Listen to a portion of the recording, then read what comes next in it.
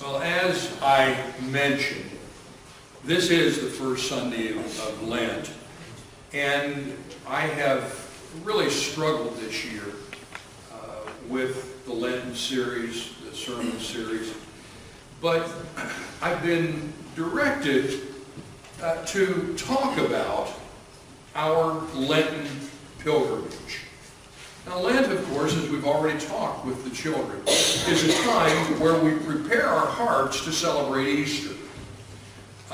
Unfortunately, and because of the abuses in the past, Lent has kind of fallen on hard times, but I do see it coming back, but not in the same form. It becomes voluntary, and it becomes more intentional with us trying to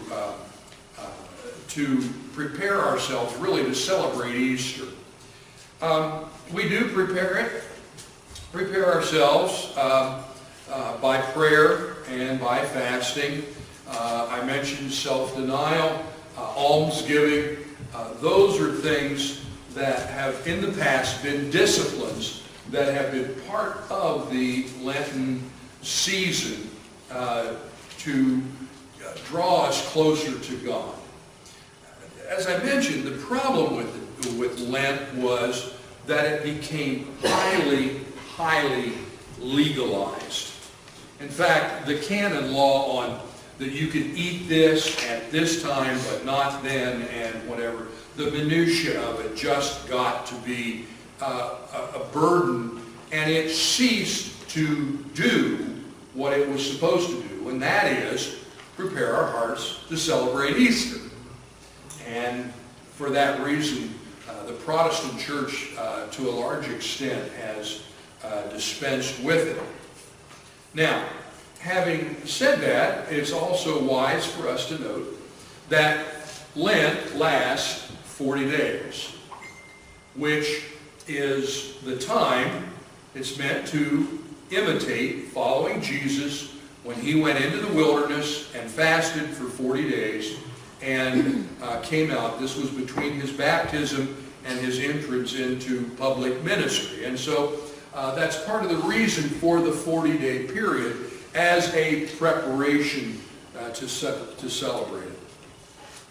And like I say, as I cast about for a sermon series, something that would give some direction to us as a congregation during this season, I was drawn to the idea of a pilgrimage.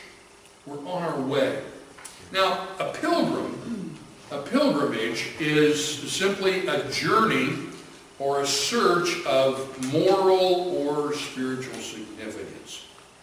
Typically, a pilgrimage is a journey to a shrine or other location of importance into a person's belief or their faith. So that when we talk about a pilgrimage during Ramadan, the Muslims go to Mecca and all of those places. What we will find at this time, a number of Christians will head to Israel and will visit the tomb and the Golgotha and to do those things. I can tell you, Lucy and I, back many years ago when I was in seminary, had the opportunity to go to Israel and to visit those places. And I can tell you it changed not only the way I read Scripture, but it really did change us. It was a very important time in our spiritual lives because you go there and you just focus on what was going on in that area. Now, and even though we often talk about a pilgrimage as a journey, it can also be one that is not a physical journey, but it's a spiritual journey. It's something that, a place where we go.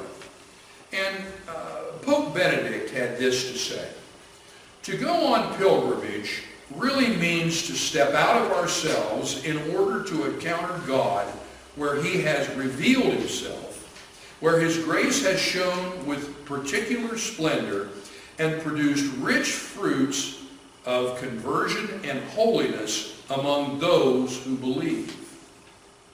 What we're looking for is laying down by the machine, it looks like.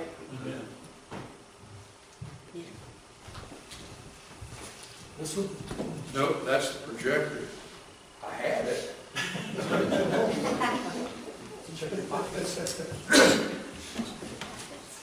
in this pocket. Ah, here it is.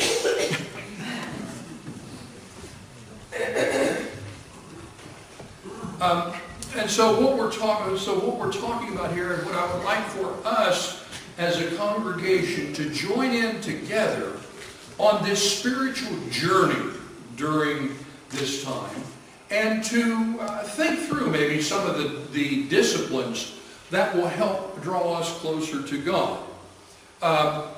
My goal is that when we reach Easter, we will be changed. I can't say that enough on what a passion it is within me. Because so often as we work through Easter and we get through things, and by the time we get there, oh, thank the Lord for the resurrection, and thank God for the Easter bunny and jelly beans. By the way, I did get my jelly beans.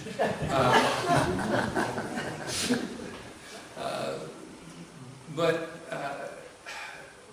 somehow or another, it seems like what emotions or what ought to transpire when we get to Easter is just there, and I find myself often disappointed.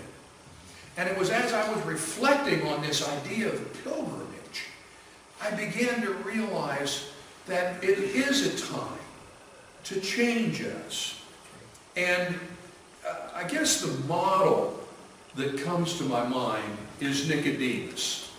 Now, if you remember, Nicodemus was on the Sanhedrin. He was an elder in Israel.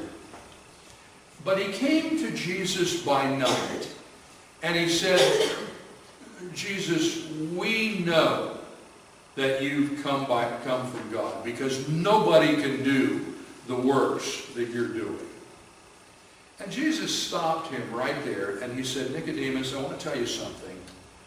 You have to be born again. Now, unfortunately, what's happened is that term, born again, has just become synonymous with conversion. But I want us to think about the character of Nicodemus. Nicodemus was a good man. In fact, he was on the Sanhedrin, and he didn't go along with the crucifixion of Jesus. And furthermore, when Joseph of Arimathea took him off the cross, Nicodemus brought 75 pounds of spices to put there with him. He was a good man. Furthermore, as an elder in Israel, you know that he knew his Bible. And he, as we're coming together, he's a nice guy, a mature, if I may use the term, a mature Christian that you would understand. He's a mature guy. And Jesus says to him, Nicodemus, if you're going to see the kingdom, you've got to be born again. And what I'm finding as I walk my spirit, my way, and my pilgrimage, I am discovering that periodically I need to find that time where I am born again. Not in the conversion sense, but in the sense that I am transformed and I'm something new and different and changed. And as we look at this pilgrimage for Easter and what we're doing, I thank God for every one of you and for the fact that you've experienced conversion and you're going to make heaven your home, and that's wonderful. But there comes a time when when we need renewed, we need changed, we need to be different. And the way that happens is we go on a pilgrimage. Sometimes we make a pilgrimage to camp. Sometimes we make a pilgrimage to a conference of some sort. But the pilgrimages that stick and really work are the ones that we take some time. And in our own local church, and in our own pews, and among the people that we journey together with, we find ourselves working and being changed. And so I set before you that my particular goal is that when we reach Easter, every one of us here are different, that we're changed. And as we walk this pilgrimage, and as we speak with the Father, and as we gather together, I just feel impressed to make this rabbit trail sign. Do you realize that the fish fry is part of that pilgrimage? That's right. You see, we've gathered. There's something that we all know, but we hate to say. But one of the most difficult things to do in a church is to work together as a team. We're different. I'm not like you. You're not like me. You do things differently than I do. And when it comes time for us to come together and do a fish fry, it means that we have to keep the unity of the Spirit until we can come to the unity of how we wrap the silverware.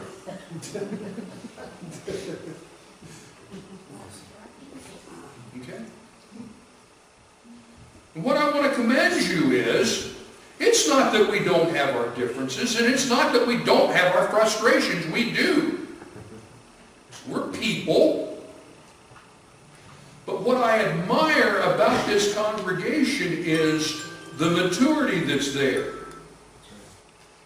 And part of the journey that we're on is walking together, enjoying the trip, and learning to live with the people I'm with. Amen? Amen. And that's part of the journey. That's part of the discipline. Part of the discipline on keeping your lip zipped.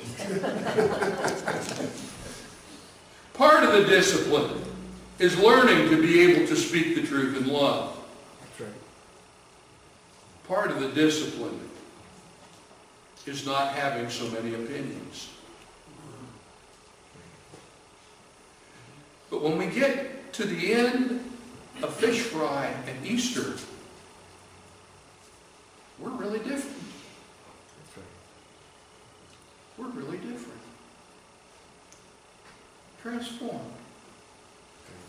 And so, as we begin this pilgrimage, and I hope that you understand that my intention is that by the time we get to the end of this journey, that we will be transformed. We all know that transformation begins with prayer. Begins with prayer. Begins with starting there. And so let's start this by going to the house of prayer. Then Jesus entered the temple area and began driving out those who were selling. It's written, he says to them, my house will be a house of prayer, but you've made it a den of robbers. Okay? Let's talk about that. and see if we can learn some things about our own prayer life that comes from it. First of all, you have to understand that what Jesus was doing was, yes, radical. But what had happened was there was called the courtyard of the Gentiles in the temple area. And that was where virtually anybody could go. And it had started out innocently enough. On the days of the feast, the big high feast days, and people traveled in for miles. Think about this. Mary and Joseph went to Jerusalem to the feast. They lived in Nazareth. Nazareth was 80 miles away, and they had to walk it. Now, if you're going to bring a sacrifice, how would you like to have to drive a cow or herd a sheep, a goat, something, for 80 miles, which you probably can walk about 20 miles a day, so you spend a week trying to get this animal down to the Jerusalem, or up to Jerusalem as the case may be. Try to do that, it becomes a problem. And so, to help those people, what we did is we set up in the court of Gentiles, we set up places where you could come and you could buy an ox. You could buy a lamb. You could buy a ram. You could buy a dove. You could buy a pigeon. You could buy those things, and I can tell you, it's a whole lot easier to carry money than it is to do those things. And it started absolutely innocently enough. Well, time went on, and again, as things go, they grow. And it just so happens that they're coming from all over, literally all over the area of the Mediterranean, but especially in that area. And if you were going to deal in the temple, you had to deal in the temple shekel. Well, what most people had was the Roman denarius, or Greek coins, or whatever. And in order to buy their sacrifice, they had to exchange the money from whatever their local currency was into the temple shekel. Well, we can do that there. If you have to run out in town and go to the banks and whatever, we just set up a table here, and you can exchange it right here. And the next thing you know, various things begin to go and get along, which is fine, except that the priests begin to get in on the act.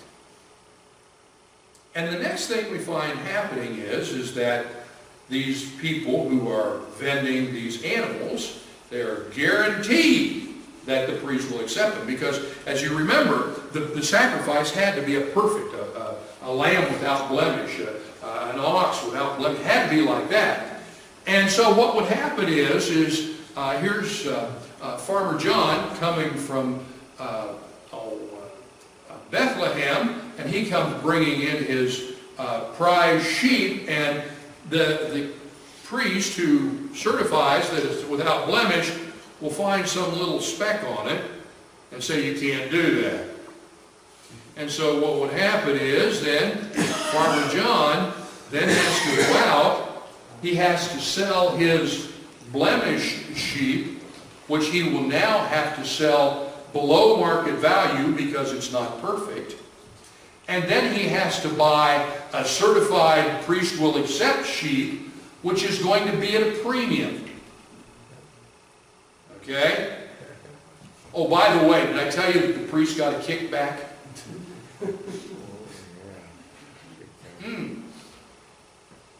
And then, of course, we have the money changers. And I can tell you from several overseas trips, money changers haven't changed a bit. They still buy low and sell high. And especially when we were around the tourist places like that, they had the money changers, and you had to pay a lot of attention or they would just absolutely rip you off. And so here are these people coming into town. They need to buy some a lamb, and they've got their Roman denarius, and they need to do that, and they think what they've got is enough, and so they go to buy shekels, and the next thing you know, the premium for the exchange is really high. Oh, but did I mention that the priest got a cut of that?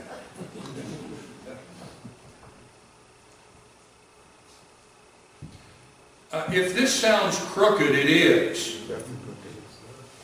And this is what was going on. Jesus wasn't upset that they were trying to provide a legitimate service to help their fellow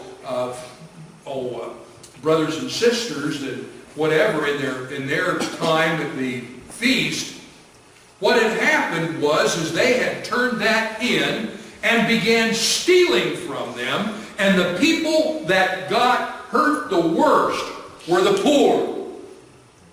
And here were the poor trying to come before God and do what they had, and we got the money changers getting rich off of them. We got the animal sellers getting rich off of them. We got the priests getting rich off of them, and they go home, instead of being enriched spiritually, they go home deeper in poverty. And Jesus saw it all.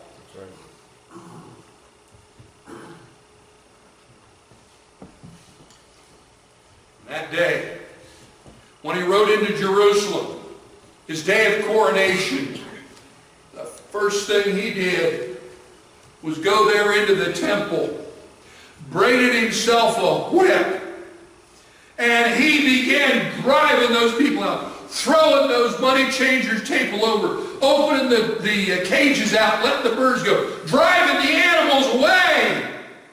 And he said, you made my Father's house, which was called to be a house of prayer, you've made it into a den of thieves and robbers.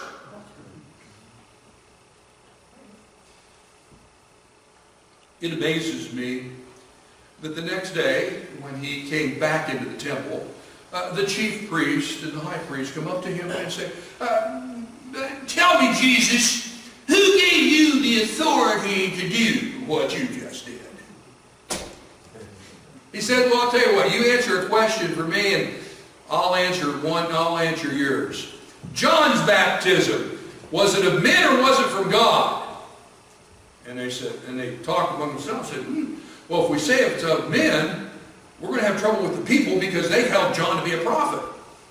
And if we say it's of God, he would say, why didn't you believe him? So they gave the typical politician answer, we don't know.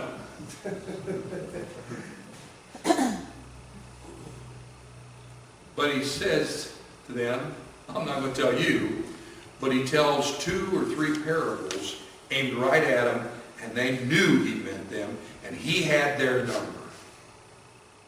He had the authority to do it because it was his house. That's right.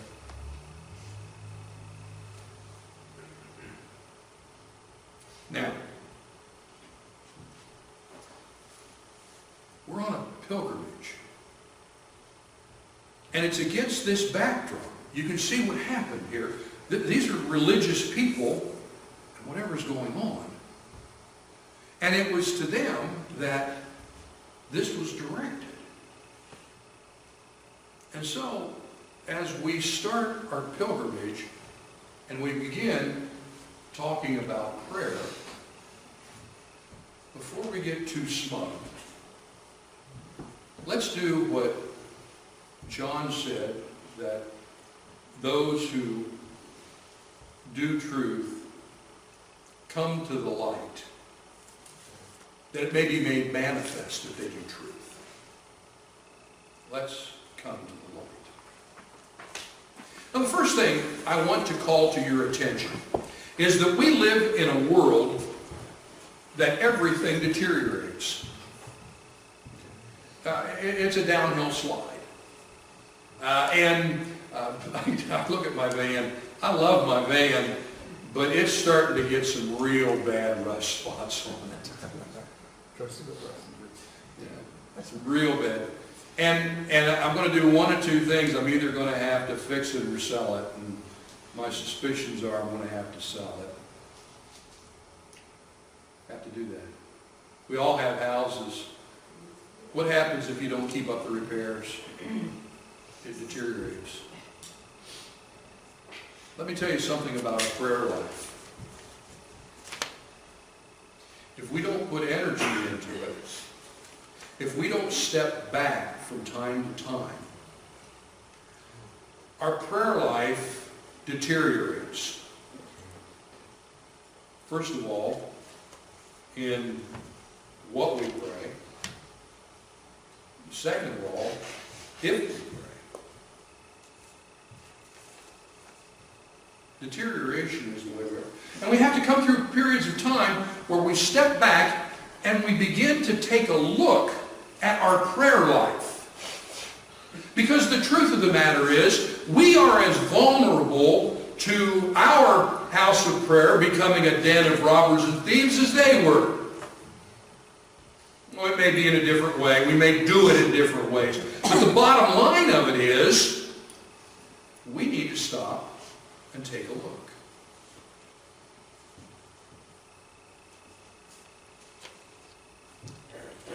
Let's start our pilgrimage right here at the shrine of the house of prayer. First of all, do we pray as we used to? Think back at your conversion. Think back to when you first came into contact with Jesus. Do you remember how fervent you were? Do you remember how freely you would talk to God? Do you remember how that there was absolutely nothing hidden? Do you remember when the verse of sweet hour of prayer comes that I'm going to wait for you. I can't hardly wait. It's almost prayer time. But we've matured. Life has happened. We've had a few bad things happen to us. We've had some busy times. We've gotten busy. We've matured some, and we've found that when we were younger in the faith, that some of those things may be a little excessive and whatever we may be doing that. But I want to ask you something. Are your prayers as effective as they used to be?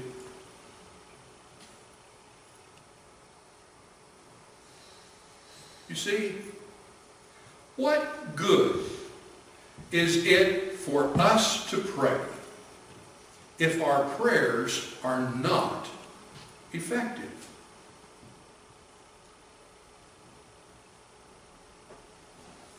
Why bother?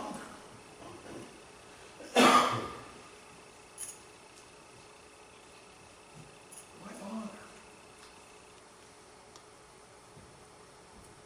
Well, Pastor John, I prayed and prayed about this and nothing's ever happened, so I just kind of quit.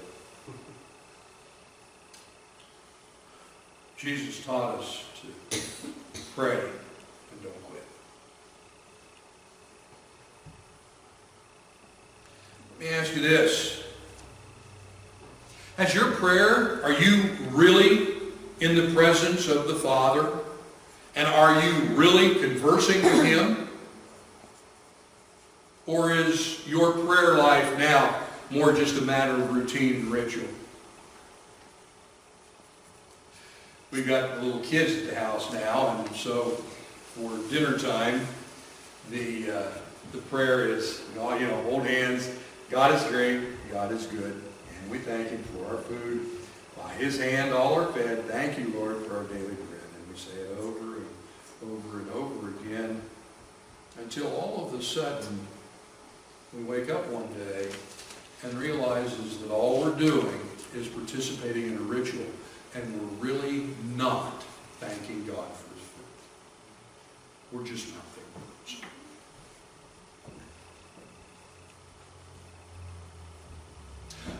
The problem is that's what happens with our prayer life. I know I catch myself from time to time saying, "Dear God, and please be with this one, and please do that, and please remember this, and please do that." And it's just all rote. And it's kind of like we've got this outline that we feel like we have to touch each bullet point. And when we're done with our prayer for the day.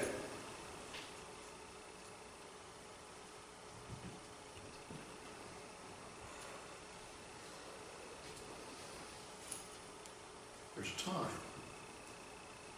when we need to talk to God.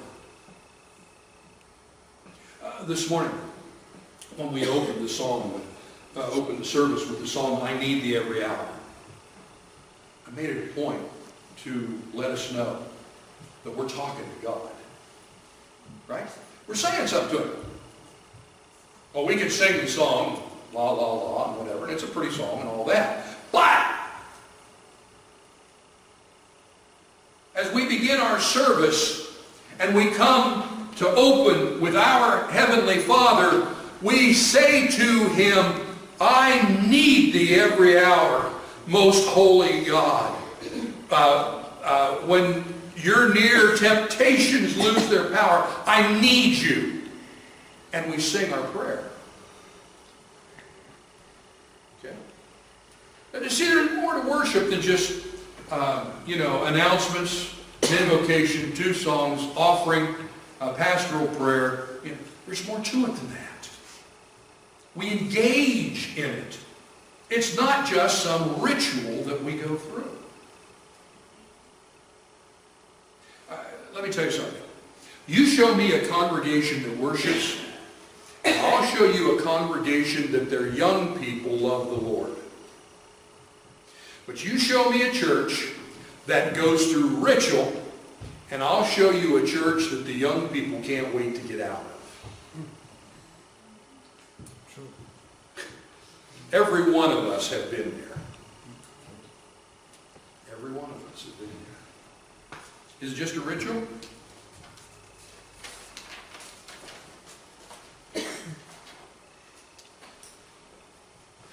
What about our place of prayer? Jesus told us in the Sermon on the Mount. Now, don't be like the hypocrites who like to stand and pray and make long prayers, and everybody says, "Oh, why they have such trouble." They do it to be seen. He said, "What I want you to do is I want you to go into your room. I want you to shut the door. And I want you to pray to me in secret. You pray in secret and I'll reward you openly."